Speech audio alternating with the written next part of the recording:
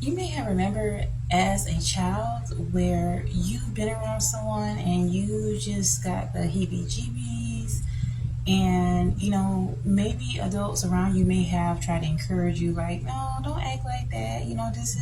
This is a friend of the family, blah blah blah, this is a relative. But you picked up on the person had bad vibes. Now fast forward to going through adulthood, many of us have been conditioned away from our natural instincts, our intuition. This is literally a firewall of protection for us. So if you're around children and your children are picking up on people's bad mind, bad vibes, trust that.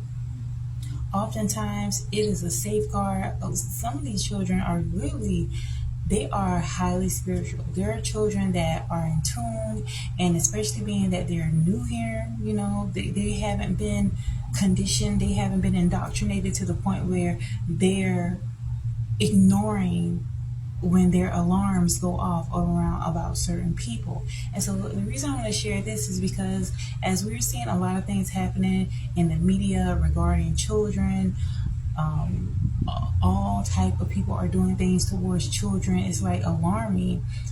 And however, it's like desensitized to the point where people aren't necessarily talking about it as much as they should. But I want you to understand the importance of trusting your intuition. And if your children are picking up on things intuitively about people, to trust it. Oftentimes you're going to avoid some major issues just by the child being honest with you. Provide a safe space for them to be honest and say, hey, I don't feel comfortable around this or that person.